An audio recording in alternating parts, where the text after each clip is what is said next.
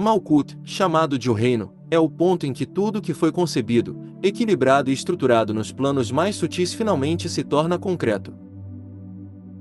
Ele não é apenas o mundo material no sentido comum, mas o lugar onde o invisível aceita a densidade, onde a ideia aceita peso, forma, tempo e limite. A imagem mágica da jovem mulher coroada e entronizada expressa exatamente isso, não uma figura passiva ou caída, mas a soberania da matéria quando plenamente integrada ao espírito. Ela reina porque sustenta tudo. Sem Malkuth, nenhuma outra Sefira teria expressão real. Na árvore da vida, Malkuth está na base do pilar do equilíbrio e, ao mesmo tempo, fora de qualquer triângulo. Isso não é um detalhe técnico, mas uma chave simbólica profunda. Todas as outras Sefirot funcionam em relações triangulares, em jogos de tensão e compensação. Malkuth, porém, recebe as emanações de todas elas e as sintetiza. Ela não participa do jogo, ela recebe o resultado final. Por isso é descrita como dividida em 4 partes, correspondentes aos 4 elementos. A matéria não é uma unidade simples, mas um campo composto, multifacetado, onde terra, água, ar e fogo coexistem como modos de manifestação da energia. Malkuth é o ponto mais distante da origem, o nadir da evolução, mas também o ponto obrigatório de passagem antes do retorno. Nada pode subir sem antes ter descido plenamente. Quando se diz que Malkuth é a esfera da Terra, não se está falando apenas do planeta físico, mas da alma da Terra, do aspecto sutil que sustenta a matéria visível. A Cabala não entende os 4 elementos como substâncias químicas, mas como estados de energia. Terra é coerência e resistência, água é fluidez e adaptação, ar é mobilidade e relação, fogo é atividade e transformação. A ciência moderna reconhece algo semelhante quando descreve a matéria em estados sólido, líquido e gasoso, e reserva aos fenômenos elétricos e energéticos um lugar especial. A visão esotérica apenas amplia isso, mostrando que qualquer força pode transitar entre esses estados, assim como a água pode ser gelo, líquido ou vapor. O mundo físico é, portanto, um teatro de forças organizadas, não um bloco morto de matéria. Para o esoterista, Malkuth representa o fechamento de um ciclo. Somente quando os pares de opostos alcançam um equilíbrio suficientemente estável é que se pode falar em realização. Essa estabilidade permite a construção de veículos permanentes de manifestação. Uma vez estabelecidos, esses veículos passam a funcionar quase sozinhos, como o coração humano que pulsa sem esforço consciente. Essa é a virtude de Malkuth, a inércia estável. Diferente das outras Sefirot, que estão sempre em movimento ou ajuste, Malkuth oferece repouso, fixação e continuidade. Aqui, o equilíbrio não é dinâmico, mas consolidado. Malkuth só pode ser compreendido em relação a Yesod, sua única vizinha direta. Yesod é o princípio formador, o molde invisível, o campo de forças que organiza a matéria. Sem Yesod, Malkuth seria apenas matéria inerte, sem Malkuth, Yesod seria apenas forma sem corpo, como um sonho que nunca se encarna. As formas de Yesod existem como sistemas de tensões, padrões de organização, até que atraem as partículas densas de Malkuth e se tornam visíveis. Da mesma forma, a matéria só ganha vida quando animada pelas forças yesódicas. Toda a vida física é a assinatura dessa cooperação silenciosa. O plano material, então, deve ser visto como o sinal externo de uma atividade etérica invisível. Onde há vida, há Yesod em ação. Onde há eletricidade, magnetismo ou condutividade, mesmo em cristais e metais, há também essa força operando. É por isso que certas substâncias são usadas como talismãs, elas conseguem reter e transmitir cargas sutis. O mundo físico não é um obstáculo ao espiritual, mas seu espelho condensado. Quando a Cabala fala dos elementos em Malkuth, ela também oferece uma chave prática. A matéria pode ser compreendida como terra de Malkuth. Os processos de construção e decomposição, tão estudados pela biologia e pela medicina, correspondem aos aspectos de água e ar. O fogo de Malkuth é o aspecto eletromagnético e vital que conecta a matéria à consciência. Essa linguagem torna inteligíveis tanto a alquimia quanto muitas práticas terapêuticas antigas, mostrando que elas não eram fantasias, mas sistemas simbólicos de classificação da experiência.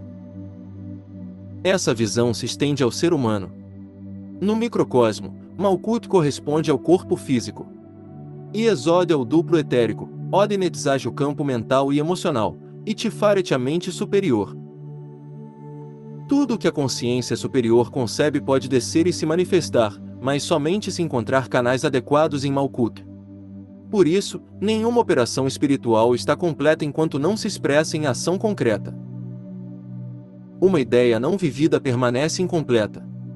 Uma experiência espiritual que não transforma a vida prática fica suspensa, instável.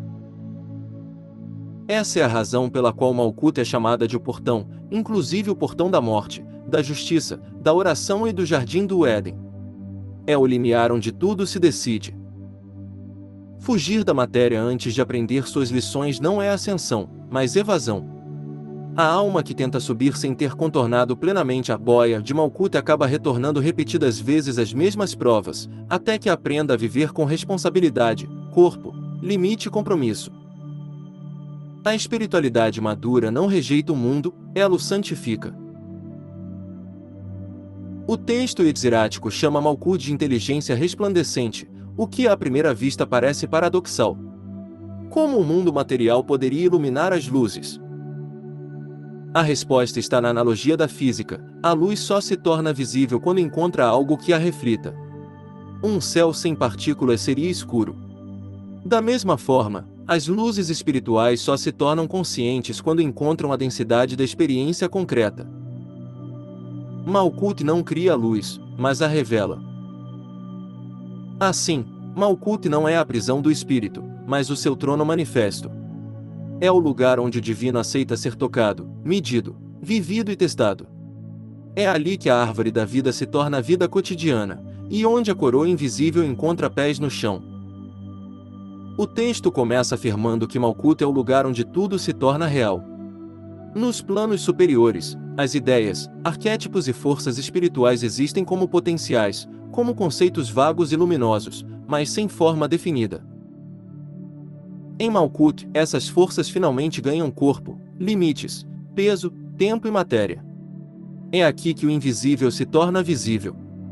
Por isso se diz que todas as luzes das outras Sefirot se tornam perceptíveis quando refletidas em Malkuth, assim como a luz do sol só pode ser vista quando reflete em algo físico.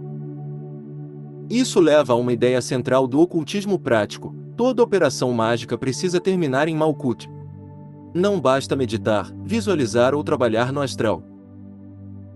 Para que algo seja realmente concluído, precisa ter alguma expressão física, mesmo que seja mínima. Um ritual, um talismã desenhado, um gesto, uma palavra falada, um símbolo traçado no ar. O plano físico é o selo final. Sem isso, a operação fica como um sonho, vívida, mas não consolidada. A experiência dos ocultistas mostra que rituais que passam por Malkuth têm um impacto muito mais profundo do que trabalhos puramente mentais. Depois o texto conecta Malkuth a Bina, chamando Bina de mãe superior e Malkuth de mãe inferior. Bina é o princípio da forma em nível arquetípico, a matriz primordial que dá estrutura ao universo. Malkuth é essa mesma forma em seu estágio final, já manifestada. O que começa como ideia cósmica em Bina termina como matéria concreta em Malkuth. Essa relação é usada para interpretar mitologias antigas. As genealogias de deuses, seus casamentos e procriações não eram histórias literais, mas símbolos da doutrina de emanação e polaridade, mostrando como um se divide nos muitos e retorna a um. O texto então explica que os mitos não eram contos infantis, mas linguagem simbólica para ensinar metafísica a um povo analfabeto. Os deuses se misturavam, trocavam atributos, mudavam de gênero ou função, porque não eram indivíduos literais, mas símbolos vivos de forças universais.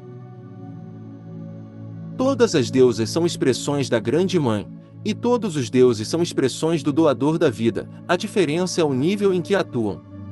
Assim como Bina e Malkuth não são forças diferentes, mas a mesma força em planos distintos.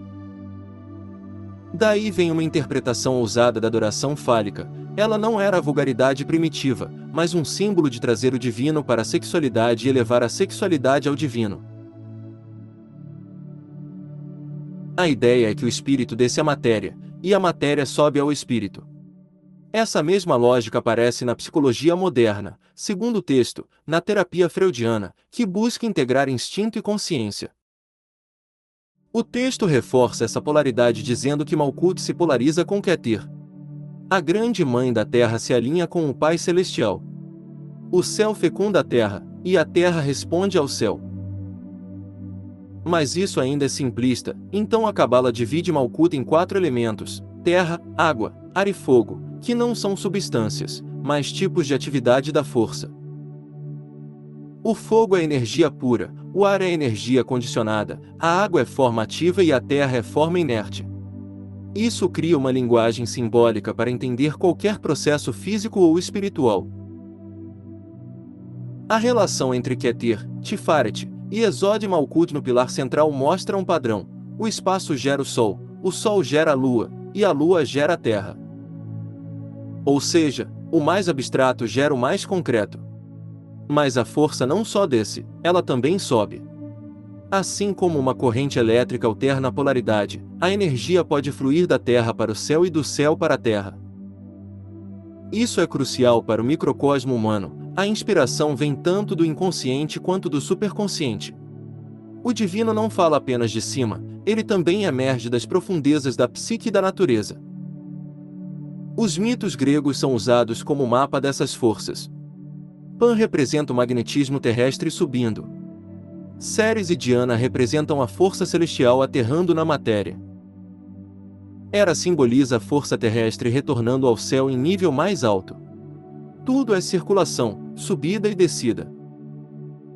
O texto então entra na adivinhação, afirmando que toda adivinhação pertence a Malkuth, porque precisa de objetos físicos que correspondam a forças invisíveis.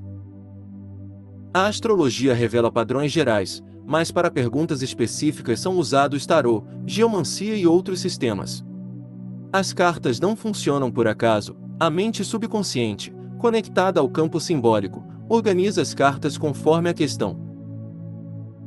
Quando o grande anjo do tarô é contatado, as respostas são surpreendentemente precisas.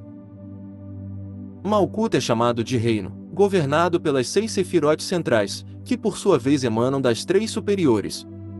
Tudo começa em Keter e termina em Malkuth. A imagem mágica de Malkuth é uma jovem coroada e velada, simbolizando que o espírito está escondido na matéria.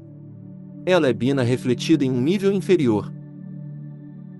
Bina é a mãe escura e estéril porque dá um impulso, mas não gera o resultado final. Malkuth é a mãe brilhante e fértil porque manifesta o resultado físico. Isso aparece em Ísis e Hathor, Afrodite e Ceres, como aspectos celestes e terrestres da mesma deusa. O texto também descreve Malkuth como o portão, o útero da vida e o portão da morte. Nascer no mundo material é morrer para os planos superiores. Malkuth é a noiva do rei, a forma feminina que recebe e manifesta a força masculina dos planos superiores. O nome divino em Malkuth é Adonai, o Senhor da Terra, indicando que mesmo no mundo material o Deus único governa. Toda magia deveria começar invocando Adonai, para evitar desvio da unidade divina. O arcanjo de Malkuth é Sandalphon, o anjo negro, ligado ao karma, enquanto Metatron é o anjo brilhante. Malkuth é chamado de portão da justiça porque é aqui que o karma se manifesta na vida prática. Os Ashin, as almas de fogo, são descritos como consciências atômicas, cargas elétricas vivas que formam a base da matéria. Isso sugere uma visão esotérica da matéria como consciência condensada. A experiência espiritual de Malkuth é a visão do sagrado anjo guardião, que o texto interpreta como o eu superior de cada pessoa. Quando o eu superior absorve completamente o eu inferior, ocorre a grande iniciação, a libertação do ciclo de renascimentos. Esse é o ápice da experiência encarnada. A virtude de Malkuth é a discriminação, saber o que reter e o que descartar. O simbolismo do ânus representa a necessidade de expulsar o que não serve mais. As Qliphots são vistas como resíduos cósmicos, forças desorganizadas que podem ser perigosas se manipuladas. Malkuth funciona como um filtro cósmico, preservando o útil e expulsando o inútil. Os vícios de Malkuth são avareza e inércia, formas distorcidas de estabilidade. A lição espiritual é aprender a deixar ir, sacrificar o menor pelo maior, entender que todo crescimento exige renúncia consciente. Malkuth corresponde aos pés do homem divino, simbolizando que sem enraizamento na terra não há espiritualidade verdadeira. O texto critica místicos que rejeitam o corpo e a matéria, lembrando que tudo que Deus criou é sagrado.